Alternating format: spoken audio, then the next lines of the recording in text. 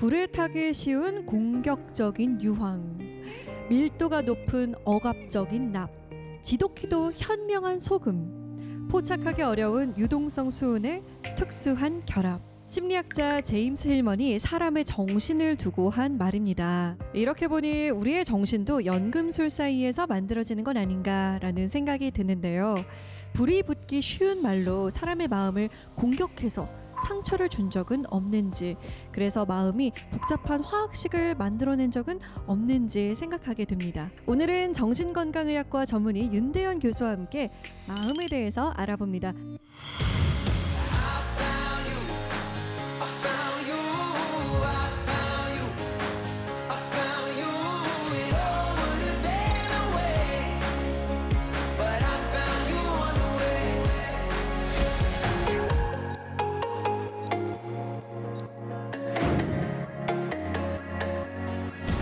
오늘의 강연 주제가 바로 번아웃입니다. 그 현대인들이라면 좀 한 번쯤 들어본 말인 것 같고요. 그리고 나도 좀 번아웃인 것 같다라는 생각들을 많이 하실 텐데, 이게 정확히 어떤 건가요? 마음도 많이 쓰면, 스마트폰 많이 쓰면 방전되듯이 방전될 수 있거든요. 네. 그래서 소진 증후군이라고 좀 어려운 말로 번역하기도 하는데요.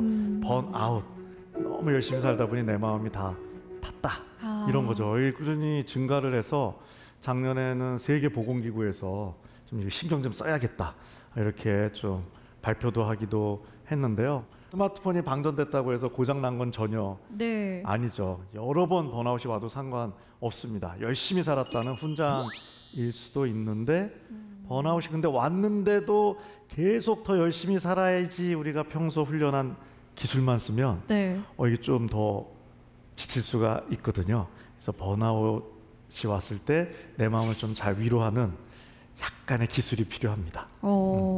그래서 그 전에 좀 궁금하실 거예요. 이게 나는 번아웃인가 아닌가. 그래서 제가 체크리스트를 좀 갖고 왔는데요. 지금 함께 계신 여러분도 또 시청자 여러분도 체크해 보시면 어떨까요? 자, 첫 번째입니다. 맡은 일을 수행하는데 정서적으로 지쳐 있다. 두 번째, 일을 마치거나 퇴근할 때 완전히 지쳐 있다.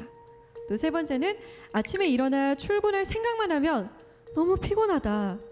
여기서 저는 엄청 공감이 가는데요.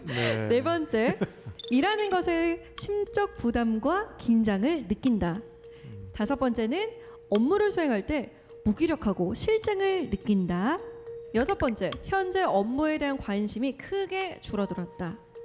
일곱 번째, 맡은 일을 하는데 소극적이고 방어적이다. 여덟 번째, 나의 직무 기여도에 대해 냉소적이다. 아홉 번째, 스트레스를 풀기 위해 쾌락을 즐긴다. 이것도 저는 좀 찔리고요. 자, 열 번째는 최근 짜증, 불안이 많아지고 여유가 없다입니다. 저희가 이 체크리스트를 쭉 한번 살펴봤는데요. 여기서 몇 개 이상에 해당되면 번아웃 증후군인가요? 보통 한 3-4개 이상이면 좀 내가 지쳤구나, 이렇게 판단하는 걸로 되어 있는데요. 저도 사용하지만 좀 허무하다 하는 생각도 들 때가 있습니다. 뭐 과연 여기에 해당이 3개도 안 되는 분들이 몇 명이나 있을까 하는 생각도 드는데요. 질문이 많지만 크게는 3가지입니다. 첫 번째가 뭐냐면 에너지가 떨어지는 거. 그 질문들이 한 3분의 1 있고요. 나머지 두 번째는 에너지가 떨어졌는데도 열심히 사는데 전에보다 성취를 해도 만족감이 없습니다. 그래서 만족감이 떨어지는 질문이 한 또 3분의 1. 나머지 3분의 1은요, 이게 의외로 또 공감 에너지와 연관이 있습니다. 따뜻한 소통을 했던 분도요, 마음이 지치면요, 나도 모르는 사이에 좀 까칠해지는 그런 경험 하시죠. 그렇게 3개로 좀 나누어져 있죠. 말씀드렸지만 병은 아니고 열심히 살았구나, 좀 충전이 필요하겠네, 이런 좀 생각을 가지시는 게 필요하죠. 해당 사항이 좀 있으시면요. 아마 많은 분들이 지금 이 방송을 보시면서 나는 완전 번아웃 증후군이다 라고도 생각을 많이 하실 것 같아요. 자, 그러면은 오늘 교수님께 이 번아웃 증후군이 되었을 때 어떻게 해야 하는 건지, 우리가 이걸 어떻게 받아들여야 하는 건지 한번 교수님의 제안을 들어보겠습니다. 네, 고맙습니다.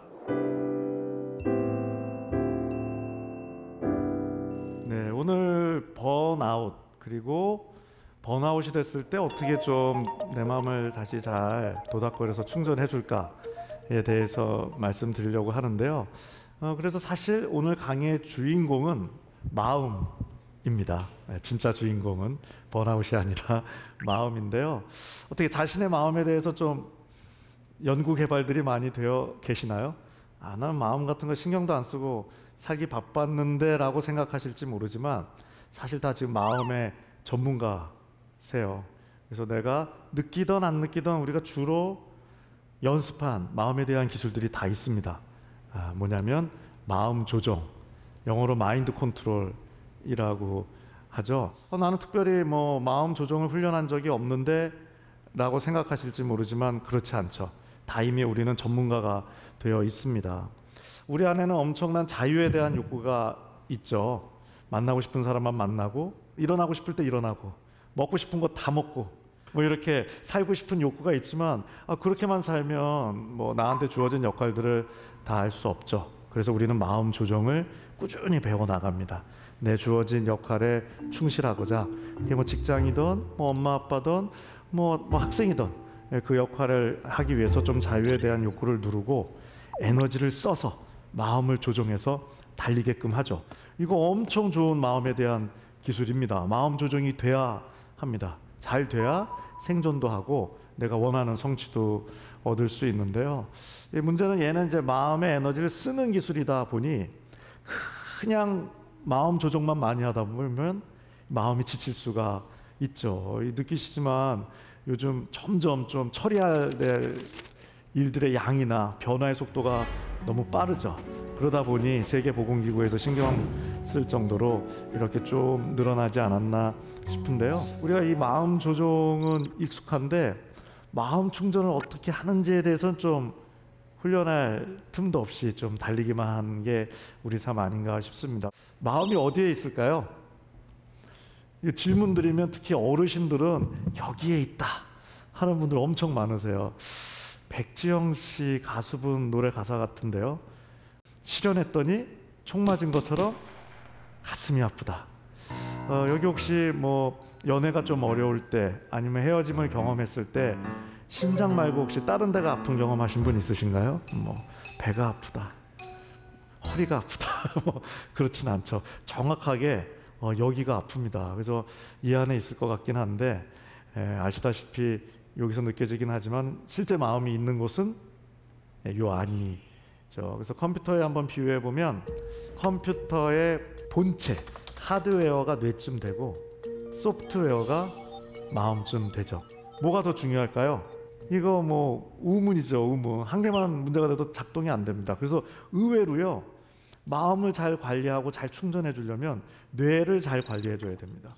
하드웨어가 엉망인데 뭐 충전하고 행복한 마음을 갖는다가 쉽지 않죠. 마음이 스트레스를 받던 어느 날 감기가 찾아왔다, 다 경험하셨죠. 마음이 몸에 영향을 준 거죠. 반대도 마찬가지죠.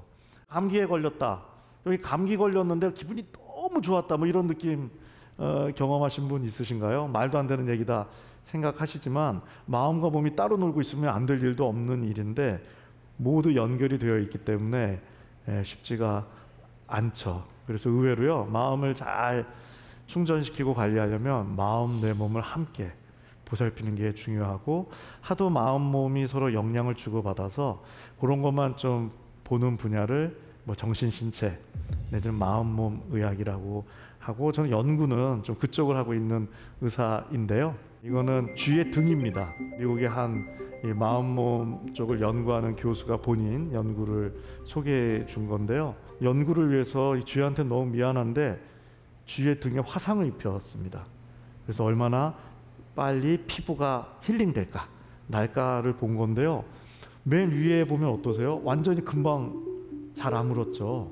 이 쥐들도 위로의 소통을 할 수 있는 것인지 건강한 쥐와 함께 아픈 쥐를 놨더니요, 저렇게 힐링이 잘 됐습니다. 근데 쥐도 고독을 느낄 수 있는 건가요? 맨 아래를 보면 전혀 아물지 않았죠. 쥐를 혼자 독방에 뒀더니요, 전혀 아물지가 않았어요. 중간쯤 힐링이 왔는데, 이건 어떤 경우냐면 친구지는 아니더라도 따뜻함을 느끼게 하는 솜이라도 저렇게 넣어줬더니 그럭저럭 상처가 아물었다는 거죠. 이 피부도 이렇게 영향을 이 마음과 주고받을 수 있는 거죠. 이게 야들야들해 보이지만요, 이 국경선이잖아요. 그래서 엄청 스트레스에 예민하도록 설계가 되어 있습니다. 여기 자체적으로 스트레스 시스템이 있다라고 말할 정도인데요. 그래서 은근히 그래서 마음과 피부의 관계에 대한 연구들이 꽤 있습니다. 자외선이나 찬바람에 피부가 손상되는 거야 뭐 당연하다 싶은데 전혀 상관없는 심리적 스트레스에 또 이 영향을 받죠. 주름과의 관계 연구 많이 되어 있습니다. 마음이 찡그러지면 나도 모르게 얼굴에 주름이 같이 늘어나는 걸로 되어 있죠. 심지어는 순전히 심리적 스트레스로요, 아토피 피부염 오래 앓은 분처럼 피부가 완전히 상해서 오시는 경우도 가끔 제가 볼 정도이죠. 그러다 보니 거꾸로 마음이 좋아지면요, 얘가 변화가 먼저 일어나죠. 그래서 정신과 의사가 좀 잘난 체 할 수 있는 순간이, 내과 선생님들은 이렇게 막 피검사도 해야 진단이 호전 여부를 알 수 있는데 저희는 딱 들어오는 순간 얼굴 진단이 가능합니다. 제가 이렇게 하다 보니 한 25년쯤 정신과 의사를 했는데요. 3년 전에 제가 좀 큰 실수를 몇 번 하고는 얼굴 진단을 좀 조심하고 있습니다. 요즘 좀 보톡스 시술이 늘어나면서 보톡스로 얼굴 주름을 피고 오시니 제가 알 길이 없는 상황인데요. 일본 피부과 의사들이 이런 연구를 또 거꾸로 발표하기도 했습니다.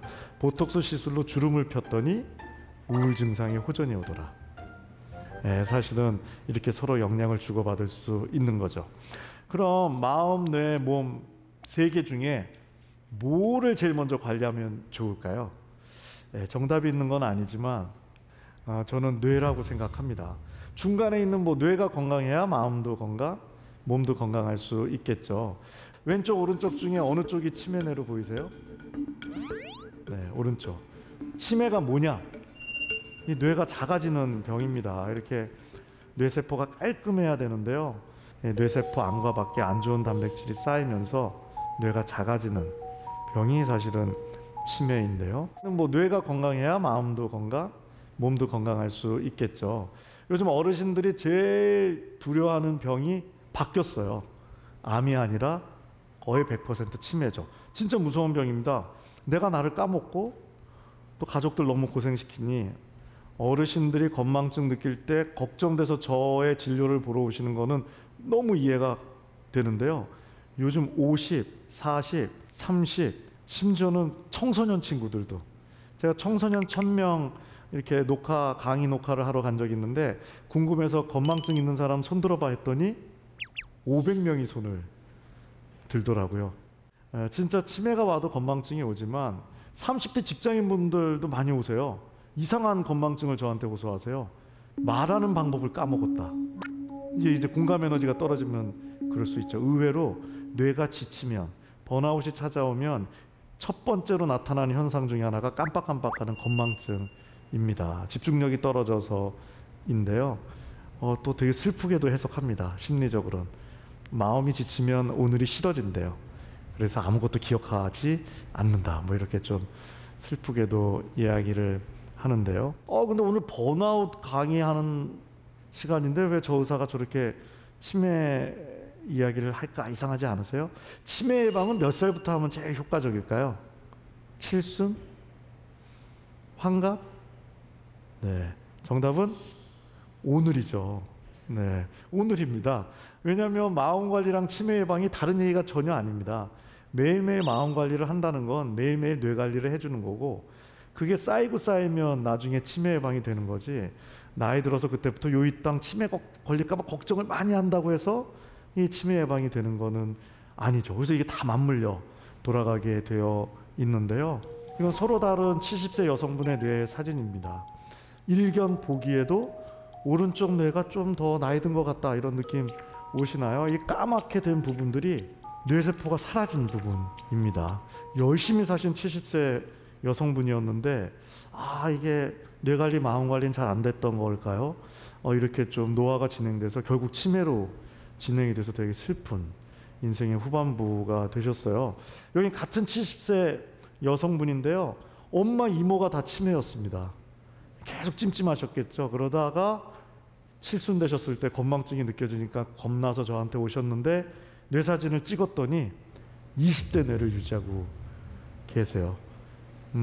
아무리 관리를 잘해도 7, 80에 20대 피부를 유지하기는 어렵지만 뇌는 많이 있으세요. 반대로 60 간 넘었는데 벌써 흔하진 않지만 치매로 벌써 진행이 되어버리는 안타까운 경우도 있죠. 이 여성분께도 여쭤봤어요. 내 몸, 뇌, 마음을 위해서 꾸준히 뭐 하신 게 있죠? 여쭤봤더니 좋은 줄 알지만 실천하기 어려운데 30대부터 꾸준히 수영을 하셨다는 거예요. 이게 물 싫어하는 분들도 많을 텐데 내일부터 다 수영장 물에 들어가시라 말씀드리는 건 전혀 아니고 이게 뭔가 꾸준히 하는 게 그 어떤 거든 있다는 거죠. 작년에 아주 의미 있는 연구가 하나 발표됐는데요. 굉장히 권위 있는 학술지에 우리가 인지기능이라 그러죠. 뇌의 기능을 인지비축분이라는 어려운 용어가 있습니다. 실제로는 뭐 얼마나 잘 놀았냐를 측정하는 겁니다.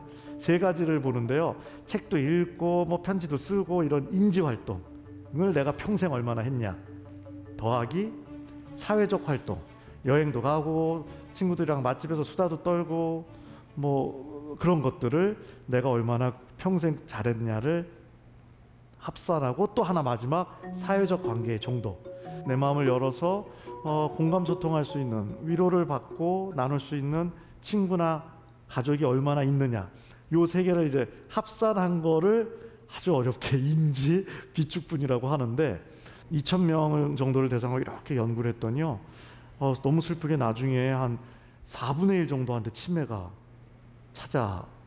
찾아왔는데 인지 비축분, 그러니까 잘 노신 분들은 훨씬 치매에 덜 걸린 걸로 나왔는데 더 황당한 결과는 뇌에 사후에 부검을 다 했습니다.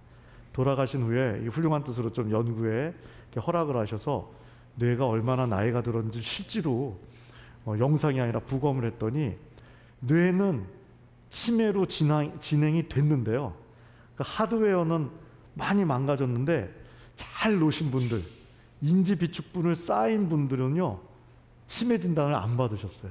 그러니까 이게 뇌가 손상이 돼도 잘 놀면 이게 뭔가 더 회로가 고성능화가 되면서 버틸 수 있다는 그런 연구인 거죠.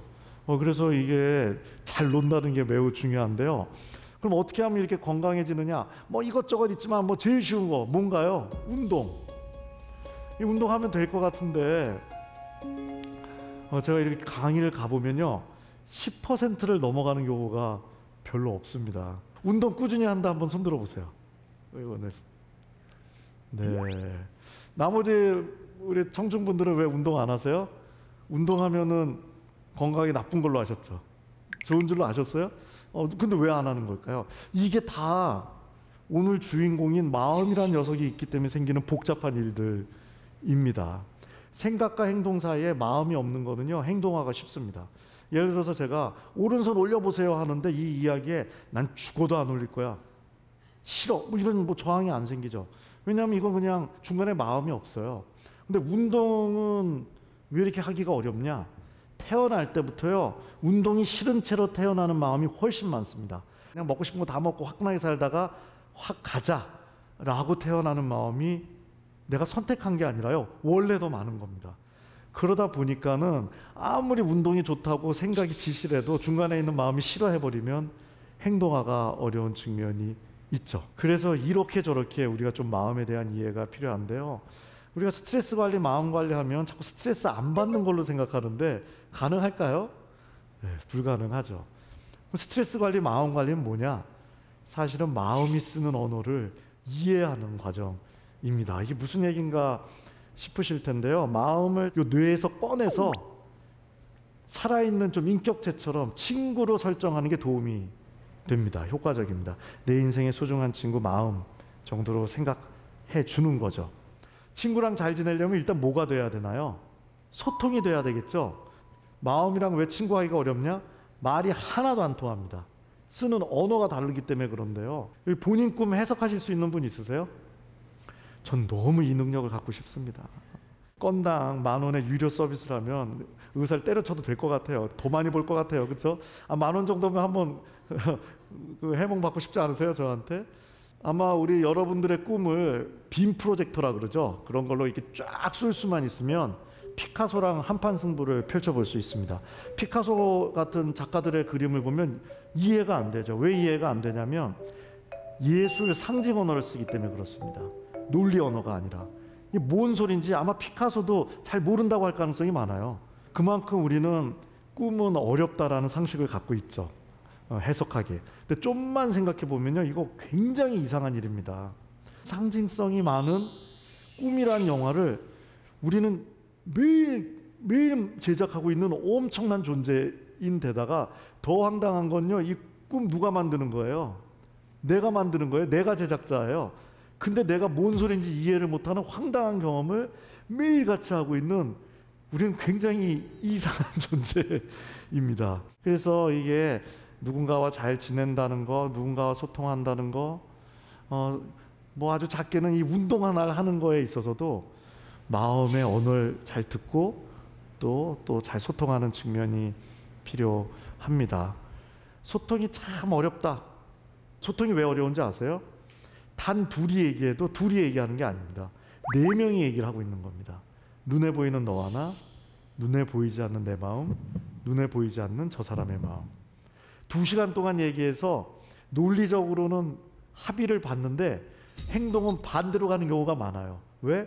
마음까지 합의는 안 된 경우가 많기 때문에 그런 일들이 맨날 벌어지는 거죠. 온 인류의 세계 평화는 불가능합니다. 이게 구조적으로.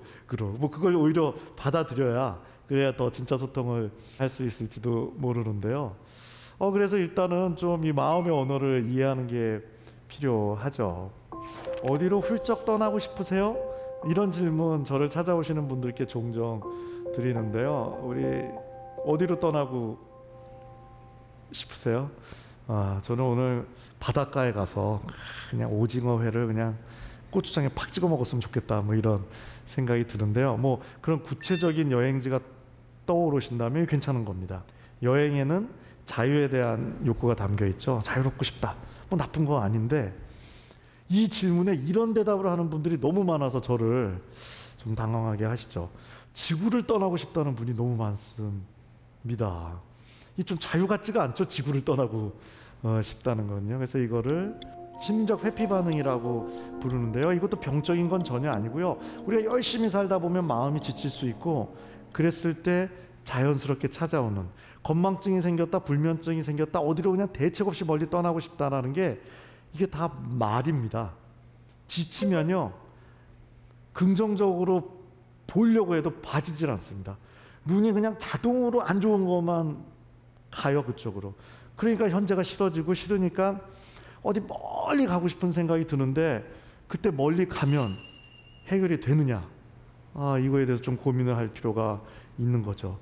요즘 힐링 프로그램 좋은 것들이 많이 있죠. 좋은 곳에 가서 직장인분들 예를 들면요, 좀 회사를 그만두고 가족과 함께 조용한 곳에 내려가 1년간 재충전한 후 다시 사회생활을 열심히 하고 싶다, 이런 용기 있는 결정을 한 직장인 10분 중 8, 9분이 저한테 다시 오셔서요, 망했다라고 하십니다. 조용한 곳에 내려갔더니 머리만 더 복잡해지고 멀쩡한 직장만 그만둬서 스트레스가 10배가 됐다, 이런 얘기 하시는 경우가 있어요.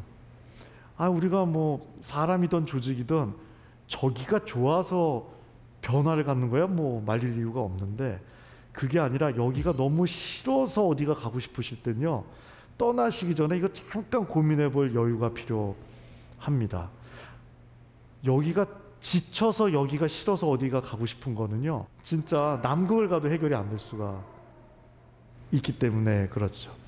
그래서 어디로 멀리 떠나고 싶으실 때는 떠나기 전에 이게 혹시 지쳤다고 마음이 얘기하는 거 아닌가, 충전을 좀 먼저 해봐야지.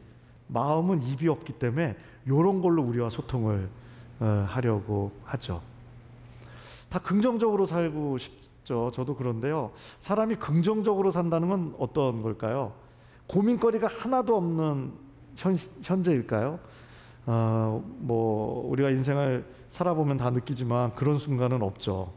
그래서 좀 어떻게 마음을 잘 충전할까에 대한 이론들이 10년 전부터 이것저것 나왔는데요. 연민이라는 이론이 있습니다. 우리가 연민 그러면 좀 느낌이 불쌍히 여겨 이런 것도 있는데요. 불쌍히 여겨보다는 하루 10분이라도 내 마음을 꼭 안아주자, 사랑해주자, 뭐 이런 건데요. 마음아, 우리 긍정적으로 살까?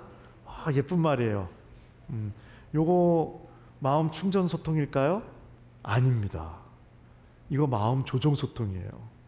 우리 하도 조종만 해서 이게 조종인지 충전인지도 지금 헷갈린 상황 속에서 살고 있죠. 그러다 보니 결국 마음 조종 소통이라는 게 뭐냐면요, 계속 달라고만 하는데 우리가 익숙한 거예요. 더 힘내자, 아자아자. 우리 마음이 아자아자 엄청 싫어합니다. 힘을 더 내라는 거야, 짜증내게. 이런 거죠. 혹시 내 마음한테 이렇게 대화 나눠본 적 있으세요? 마음아, 요즘 내가 너한테 실수한 거 없냐? 내가 너한테 너무 달라고만 했지, 뭐 해줄까? 너 지금 뭐 하면은 지금 좀 기쁘겠냐? 라는 말이 어색할 정도로 줄기차게 우리는 지금 달라고만 하는 면이 있습니다. 그래서 마음 충전 소통, 연민을 갖는다는 거는 마음을 위한 데이트 시간을 하루 10분이라도 갖자, 뭐 이런 건데요. 저도 사실 제가 번아웃에 대해서 관심을 갖게 된 게 10년 전에 제가 번아웃이 와서 막 까칠해져 갖고는 막 정말 싸움닭 같았던 지금 그때의 저를 보면 부끄러워 죽겠는데요. 막 환자분들한테 막 헛소리도 하고 그랬었습니다. 그러다가 이제 마음 충전을 훈련하다 보니 이게 점점 그러다 보면 취미에도 관심이 생기더라고요. 그래서 나는 뭘 하면 좀 위로가 잘 될까 찾았는데요. 한 번도 제가 이걸 좋아할 거라고는 생각도 못 해본. 그래서 제가 지금 뭘 하면서 요즘 위로를 받냐면요, 정말 어울리지도 않게 전자기타를 치는 되는데요. 한 번도 칠 생각을 한 적이 없는데 제 좀 친한 친구가 전자기타를 배운다고 한 거예요. 근데 어느 날 이제 저를 저녁 때 밥 사준다고 이렇게 싹 불러내 갖고는 같이 배우고 싶었는지 학원 가야 된다고 끌고 가 갖고는 거기 이제 학원 선생님이랑 그냥 저한테 이거 배워야 된다고 하도 그래서 우정 때문에 레슨비 날릴 생각하고 돈을 이제 선불하고 왔죠. 그리고 갈 생각이 없었는데 돈이 너무 아까워서 한 번만 가자 해서 갔는데요. 너무 재밌는 거예요. 그래서 진짜 제 직장한테는 너무 미안한 얘기인데요. 한 2, 3년 기타만 쳤습니다. 아무리 골치 아픈 일이 있어도 제가 실험도 해봤어요. 집에서 기타 앰프에 기타 꽂고 띵땅띵땅 하면 다 까먹는 거예요. 그래서 이게 진짜 웃기는구나. 내가 마음 전문가지만 뭘 얘는 이런 걸 이렇게 좋아할까? 진짜 유치하구나, 마음이. 그런 생각을 했는데 어느 날 봤더니 자존감에도 도움이 되는 걸 깨달았어요. 학회라는 곳에 가서 저보다 막 더 좋은 논문 쓰는 의사, 교수를 보면 솔직히 질투가 생겼습니다. 나보다 못난 게 운이 좋아갖고는 뭐 별의별 생각이 들죠. 질투가 생겼다는 건요, 내가 자존감이 떨어졌다는 확실한 증거죠. 근데 어느 날 봤더니 제가 그런 게 다 없어져 버렸더라고요. 그래서 왜 이렇지 제가 이렇게 봤더니 너무나 황당하게 누가 저보다 잘 나가는 걸 보면요, 마음이 저한테 이렇게 얘기를 해주더라고요. 제 기타 못 쳐. 이게 무슨 상관이 있나요? 제가 열심히 살아서 성공하는 거랑 내가 기타 치는 게 이게 무슨 상관이 있나요? 제가 마음을 설득하는 게 아니라요, 마음이 말도 안 되게 저를 위로해 주는데 엄청 위로가 되는 거예요. 전 진짜 대한민국에 부러운 의사가 한 명도 없습니다. 워렌 버핏 유명한 투자가이시고 뭐 진짜 부자인데요. 워렌 버핏 정도 되면 뭐 자가용 비행기가 한 20대쯤 있어서 그걸 번갈아 타는 게 행복이다. 누구도 할 수 없는 이런 취미가 있어야 좀 앞뒤가 맞을 텐데, 이분 취미가 뭐 기타도 아니에요. 우쿨렐라라고 하나요? 네. 또 기타 치는 저 같은 사람은 네 줄 줄 무시하는 경향이 있는데, 이분 그 동영상 찾아보시면요, 이제 어떤 청량음료 자기가 축하 200주년인가 100주년인가 200주년은 아니겠구나, 축하도 그 이상하게 작곡해서 하는, 그러니까 이게 본인의 힐링이다 이제 얘기를 하죠. 네. 아직 나는 못 찾았는데 하는 우리 시청자분도 계실 텐데요. 저도 6년 걸렸고 금방 안 찾으셔도 됩니다. 천천히 찾으셔도 되는 게, 찾으려고 데이트하는 그 순간부터 충전은 일어나기 때문에, 그래서 마음 충전은 하루 10분이라도 좀 마음을 위한 데이트를 하자는 건데,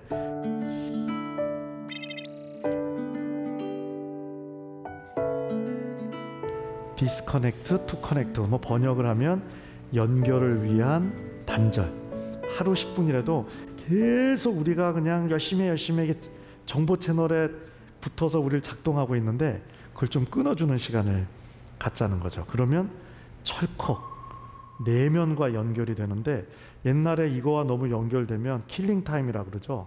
시간 베리고 바보 되는 줄 알았더니 외부와의 정보 채널을 끊고 내면과 만나는 그 공장이 알고 봤더니 충전, 거기에 창조성, 공감, 긍정성을 담당하는 걸로 되어 있죠. 저한테 일과 삶의 균형이라는 건 시간도 중요하겠지만 그건 두 번째고요. 이 내면과 얼마나 만나서 일하는 장치와 충전하는 장치를 얼마나 균형을 잡느냐, 이게 마음의 행복을 넘어 성취에 있어서도 중요한 거죠. 결국 이걸 잘하는 건 하루 10분이라도 마음에 자유를 주는 거라고 볼 수 있는데요. 그래서 유명하신 분들 중에 산책 예찬론자들이 많으세요. 키르케고르 유명한 철학자죠. 멋진 말을 했습니다. 무엇보다 걷고자 하는 열망을 잊지 않길 바란다. 날마다 나는 나 자신을 행복 속으로 바래다주고 모든 아픔 속에서 걸어 나온다. 사실 철학자들은 철학하셨으니까 행복에 대한 방법이 더 많아야 되는데 어떻게 보면 되게 허무해요. 산책이 1등이다라는 분들이 의외로 많습니다. 애정결핍 이런 거는 들어보셨을 텐데 자연결핍장애 이런 얘기를 하시는 분들도 많아요. 우리가 너무 요즘 디지털 세상 이런 거에 있다 보니 우리가 잠깐은 또 이런 어떻게 보면 굉장히 아날로그적인 산책을 하면 기본적으로 결핍된 자연에서 내가 좀 벗어날 수 있는 부분도 있어서 우리 마음을 풍성하게 해주죠. 니체 아시죠? 앉아서 지내는 삶은 성령을 거스른 진정한 죄악이다. 걷기를 통해 나오는 생각만이 뭐 어떤 가치를 지닌다. 그냥 이게 사소한 건데요. 산책 즐기기 시작하는데 산책만 하는 분은 전 또 못 만났습니다. 확장이 되기 시작합니다. 이게 작동되기 시작하면 사람도 새로운 친구도 더 만나고 싶고 더 여행도 가고 싶어지고 뭔가 문화적 취미도 더 갖고 싶어지는 자연스러운 확장이 일어나죠. 그리고 니체 얘기 중에 중요한 게 철학의 끝은 우울이다. 우울하지 않고 싶다는 분들 많은데요. 우울하지 않으려고 발버둥 치시면요 100% 번아웃이 옵니다. 연구를 해보면 인간의 기본 감정 중 제일 많이 느끼는 게 우울로 되어 있어요. 우울증은 문제지만요 우울한 감정은 즐길 수 있어야 됩니다. 우울을 즐기지 못하면요 행복해지기가 어려워요. 그러니까 행복이라는 거는 긍정적인 감정으로 정의하기 시작하면 인생이 늪에 빠지기 시작합니다. 어떤 게 행복이냐? 오늘 내가 우울하다면 그 우울조차도 즐길 수 있는 능력, 마음의 힘, 이런 게 사실은 희노애락을 다 즐길 수 있는, 우리가 꼭 밝은 영화만 보는 건 아니잖아요. 오늘 내 인생의 영화가 좀 우울해, 비극적이야, 그조차도 즐길 수 있는, 그래서 결국 그런 산책을 통해서 그런 능력을 가지지 않았나 싶은데요. 그리고 얘는 정말 좀 우리가 걸을 수만 있으면 할 수 있는 거여서 우리가 기본적으로 내 삶을 더 풍부하게 하기 위해서라도, 충전을 위해서라도 우리가 좀 다 산책을 즐길 수 있는 여유를 가질 필요가 있는데요. 저는 하늘, 자연, 사람 뭐 이런 단어를 생각하면서 걷기를 했었는데요. 먼저 하늘을 한번 보는 거죠. 와, 뭐 어제보다 훨씬 화창해. 자연도 느끼는 거죠. 야, 많이 따뜻해졌는데. 사람도 좀 느끼는 거죠. 이게 사실은 뭐냐면 현재에 대한 집중력을 키우는 훈련입니다. 5살짜리 아이들은 괴력의 소유자들이죠. 눈 뜨자마자 엄마 아빠한테 놀아줘. 그리고 어떻게 잠이 드나요? 부모를 붙든 채 잠이 드는. 5살짜리 애들은 어디서 이런 에너지가 날까요? 5살짜리 아이가 이런 얘기하는 거 들어보셨나요? 나는 5년간의 인생을 망쳤어. 내지는 15년 후를 생각하니 너무 두려워. 전혀 없죠. 전쟁 다큐를 보면요, 전쟁 잠깐 멈춘 상황에서 축구공이 있으면 공 차고 뛰어노는 어마어마한 현재에 대한 집중력을 갖고 있는 아이들이죠. 우린 그렇게 태어납니다. 근데 현재만 살 수는 없잖아요. 그래서 우리는 과거, 미래를 다루는 기술을 습득하죠. 과거의 실수를 반복하면 안 되고 미래를 준비할 줄 알아야죠. 근데 과거로 넘어가면 그게 우울입니다. 미래로 넘어가 있으면 그게 불안이죠. 연구에 따라서는요, 현재가 3분의 1만 쪼개져 나가도 행복을 잘 느낄 수 없다. 뭐 이렇게도 얘기하죠. 멋진 미래를 위해 오늘을 희생하자 란 말보다는 오늘 행복할 수 있는 분이 열심히 살았을 때 객관적인 성취가 함께 동반되면서 더 큰 행복이 있을 수 있는 거지. 난 오늘 하나도 행복하지 않다는 분이 그냥 열심히만 산다고 10년 후에 더 행복해질 가능성은 과학적으로 예측해도 엄청 떨어질 수밖에 없겠죠. 그 다음에 조용한 곳에서 밥 음미하며 먹기, 이런 것도 좋은 걸로 되어 있습니다. 특히 우리 남자들은요, 저도 그럴 때 있는데, 이렇게 삼겹살에 소주 먹을 때 보면요, 아직 삼겹살을 입에 안 넣는데 맛있다고 할 때도 있습니다. 그래서 이게 다이어트에도 도움 된다고 해요. 눈으로도 먼저 보고 냄새도 맡아보고 좀 천천히 입에서 그걸 음미하면서 먹으면, 사실 우리가 배고파서 먹는 것 같지만 심리적 허기, 마음이 고파서 먹는 게 훨씬 많거든요. 배가 고파서 먹으면요, 살이 찔 이유가 전혀 없습니다. 몸이 고파서 먹는데 왜 살이 찌겠어요? 마음이 고파서 먹으니까 잉여의 에너지가 다 남는 거죠. 그래서 이게 천천히 드시다 보면 이것 자체가 힐링이 되면서 이것을 통해 에너지가 축적되니까 심리적 허기가 줄어드는, 다이어트에도 이제 도움이 된다고 하죠. 그 다음에 요거 좀 이상하다고 하시는 분들이 많아요. 우울함조차도 즐기자는 내용인데요. 이 히틀러 시대 그 유태인을 수용소에서 막 학살하는, 사실 엄청난 끔찍한 일이 있었는데, 여기 좀 죽음의 수용소라는 책 읽어보신 분도 있을 텐데, 빅터 프랭클 박사, 정신과 의사인데 유태인이어서 거기 한 10년 정도 매일 내가 죽을지도 모르는 하루살이보다 못한 삶이다, 뭐 이런 게 책 구절에 나왔는데, 이분이 이 와중에 만든 그 이론이 뭐냐면요, 의미치료라는 걸 만들었어요. 이런 상황에서도 삶의 의미를 잃지 않은 사람들이 실제로 더 잘 생존했다는, 그 의미를 찾는 데 있어서 막 기쁨 이런 것도 중요하지만, 기뻤겠습니까 여기서? 10년 내내 우울하지 않았을까요? 근데 그 우울이라는 거를 오히려 자기가 잘 소화하기 시작하면 더 삶에 큰 의미가 일어나는데, 그게 뭐냐면 아까 제가 말씀드렸지만 오히려 그럴 때 삶의 기대치가 쭉 떨어지면서 목적이, 긍정성이 살아날 수도 있다는 거죠. 그래서 이분이 한 얘기 중에 멋진 얘기가, 왜 살아는지를 아는 사람이 어떤 상황도 견뎌낼 수 있다. 그럼 어떻게 삶의 의미를 잘 느낄 수 있느냐? 의미치료라는 이 책에도 비슷한, 마음 충전과 비슷한 말이 나옵니다. 어떤 구체적인 일의 목적도 중요하지만 만남, 사람을 만나고 자연을 만나고 문화를 만나는 것 자체도 엄청난 이게 삶의 목적으로서 의미를 찾는다는 거죠. 워낙 너무 불안 생존 쪽으로 우리 몰아붙이다 보니 살려고 사는 건 아니잖아요, 사실은.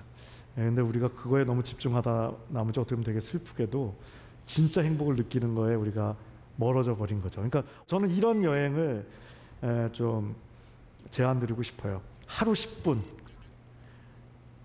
일주일에 1시간, 분기의 하루는 정말 내 마음만을 위한 시간을 데이트를 하자. 이게 진짜 뇌가요, 매일매일 충전이 필요합니다. 360일 세게 살다가 5일 몰아서 충전하겠다? 전혀 되지가 않습니다. 매일매일 좀 충전하는 게 필요하셔서 하루 10분, 일주일에 1시간, 분기의 하루는 나의 마음만을 위한 시간을 좀 가져주시면 좋을 것 같습니다. 고맙습니다. 네.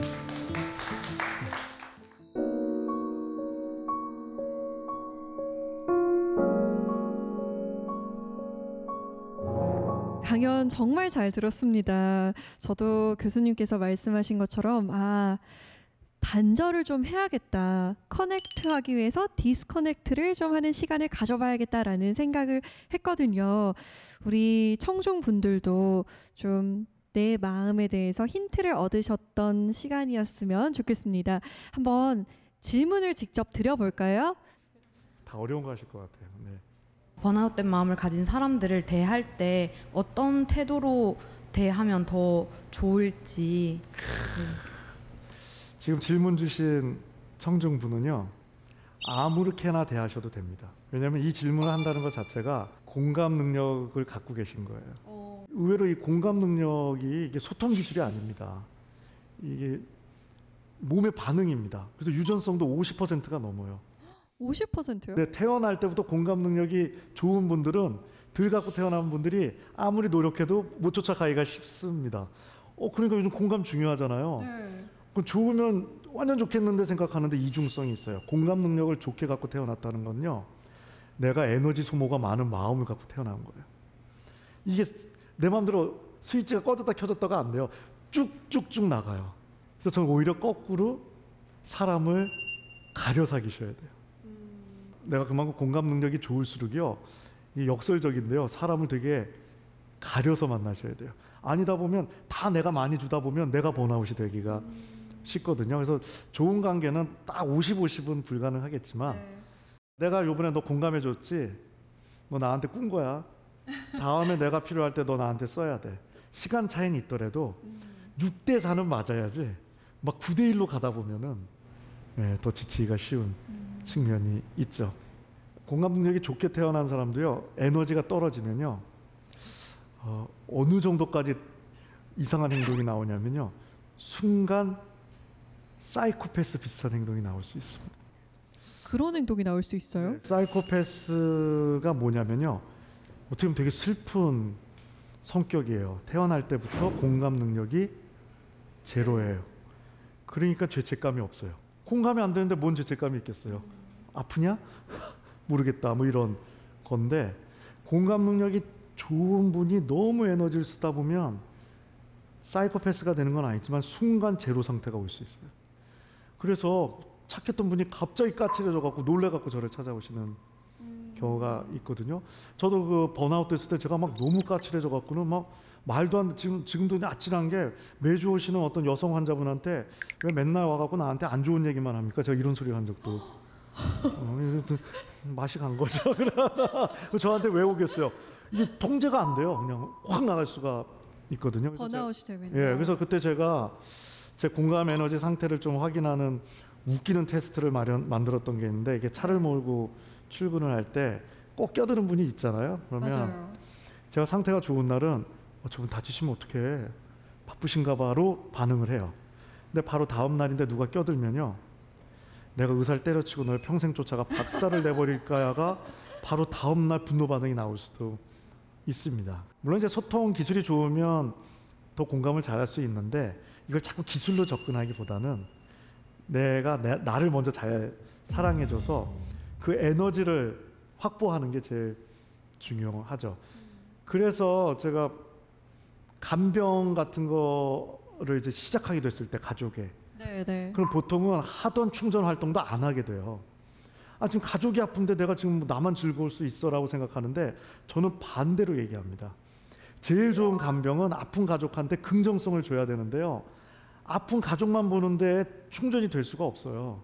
그러니까 진짜 간병을 잘하려면 더 놀아야 돼요. 바깥에서 더 즐겁게 놀아서 긍정적인 에너지를 받아서 가족한테 전달해 줄 수 있어야죠. 결국 누굴 잘 충전시키려면 어떤 말을 해줄까도 중요하지만 내가 잘 충전을 해놔야지 가능하겠죠. 네. 그리고 공감소통 단계가 어떤 게 더 좋느냐 보냐면요, 말이 3등이에요 오히려. 스킨십이 2등. 그럼 1등은요? 눈이요. 눈이요? 네. 우리가 정말 지쳤을 때는 누구를 보고 싶지도 않죠. 눈을 쳐다보기 싫다고 하세요. 왜? 그나마 있는 에너지도 빨려 나갈까 봐. 네. 그런 측면이 있죠. 눈은 뭐 내가 충전된 상태에서 이렇게 바라보면 되고, 스킨십은 이제 상대가 허용하는 때까지 뭐 안아준다거나 뭐 손을 잡아준다거나 이런 건데, 말은 어떤 말을 건네야 할까요? 보통 우리가 하는 말이 다 힘내, 괜찮아 이런 건데. 힘내, 괜찮아, 이제 그것만 안 하시면 돼요. 그거 빼고 다. 더 짜증 나거든요. 그냥 침묵이 낫습니다. 침묵도 말이고요. 그래서 우리가 그래서 어렵습니다. 이게 들어주는 게 엄청 어려워요. 왜 우리가 자꾸 말을 하려고 그러냐면요, 그 무의식에는 이런 것도 있습니다. 누구를 공감하고 아픈 감정을 나누는 게 힘들기 때문에 내가 빨리 말을 해서 내 역할 끝내고 얘도 빨리 회복시키고 싶은 마음이 있는데, 그게 기본적으로 시간이 필요한 거죠. 조용히 앉아서 그냥 묵묵히 뭐 커피 한 잔, 소주 한 잔 해주면서 들어주는 친구한테 우리가 더 마음의 힐링을 느끼는 게 저는 들으면서 그런 생각을 했어요. 저희가 번아웃이 되면 좀 까칠해진다 이런 얘기를 들었는데 우리가 까칠해질 때 직장 상사 아니면 뭐 친구 잘 보이고 싶은 사람들은 절대 안 그러는데 꼭 옆에 그렇죠. 남편, 아내, 엄마, 아빠, 동생 이렇게 좀 가까운 가족들한테 그렇게 하게 되거든요. 어떻게 해야 될까요? 그런 부분들은. 철이 들어야죠. 근데 그거는 사실 너무 이해가 되는 거예요. 믿기 때문에. 실제 나한테 스트레스 주는 사람은 이제 저쪽일 수 있는데 그래서 누군가 내 가족이나 내 가까운 뭐 연인이나 뭐 배우자가 화를 낼 때 그 한 귀로 듣고 한 귀로 빼는 훈련이 또 필요합니다. 제가 효도를 예를 들게요. 제일 쉬운 효도가 부모님 기쁘게 해드리는 효도예요. 내가 뭘 했더니 기뻐 하셔요. 뭐 어려워? 제일 어려운 효도가요. 내가 싫은 말 하는 부모님 말 들어드리는 거예요. 근데 이걸 진정성을 갖고 들으려고 그러면요 못 듣습니다. 그래서 제 말이 좀 이상하지만요 한 귀로 듣고 한 귀로 흘리시는 게 필요해요. 내 어머니 알겠습니다. 내 아버님 알겠습니다 하시고 내 맘대로 사시면 돼요. 저렇게 삐딱하냐 이상하다 싶으시지만 네. 사실 그게 더 중요할 수도 있거든요. 그게 더 효도일 수 있어요. 싫은 이야기를 더 많이 들어드리는 이런 측면이 더 사실은 효도이고 공감 소통일 수도 있는 측면이 있죠. 네. 질문 하나만 더 받아볼게요. 방금 말씀해 주셨는데 살다 보면 되게 가까운 저희 부모님이나 아니면은 연인이나 친구한테 짜증을 내거나 좀 스트레스를 풀 때가 많은데 그럴 땐 제가 어떠한 태도를 갖는 게 좋을 것 같은지 여쭤보고 싶습니다. 부부관계가 너무 갈등이 있다. 여행을 떠나겠다 하세요. 그럼 제가 그러면 좀 팁을 드리냐면요. 예를 들어서 서울에 사시는 분이 부산 여행을 간다 하시면 네. 기차를 따로 타고 가라고 말씀드려요. 그래서 부부가 좀 사이가 멀었을 때 좀 떨어져서 가면요 약간 좋은 점이 보여요. 그래서 이제 아침에 이제 부산에 도착하시면 점심도 따로 먹는 거예요. 혼자만의 시간을 갖는 거죠. 걷기도 하고 저녁 때쯤 한번 회식을 해보는 거예요. 근데 짜증이 난다 또 헤어지는 거예요. 그래서 근데 이제 그러고 보면 맞아 이게 내가 좀 필요 이상으로 화를 냈고 내가 지친 것도 있고 섭섭도 했겠네 이러면 이 공감 능력이 살아난 거거든요. 그러면 훨씬 좋아질 수 있죠. 네. 오늘 강연을 들으면서 교수님이 말씀하신 걸 내가 잘 기억하면 지금보다는 좀 더 행복하게 매일매일을 잘 보낼 수 있겠다라는 생각이 듭니다. 오늘 강연 정말 잘 들었습니다. 고맙습니다. 네, 고맙습니다. 고맙습니다.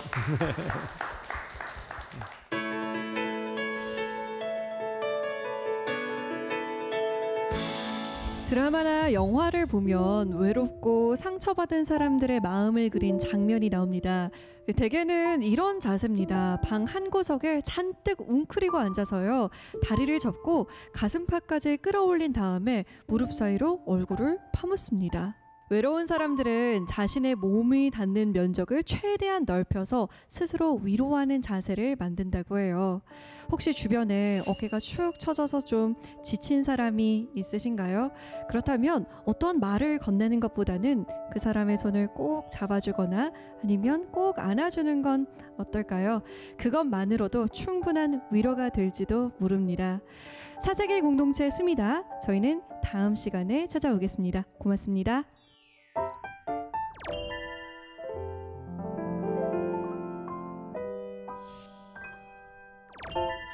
오늘따라 이 길의 날씨는 맑음 부시시한 내 머린 어느새 둥지를 들었네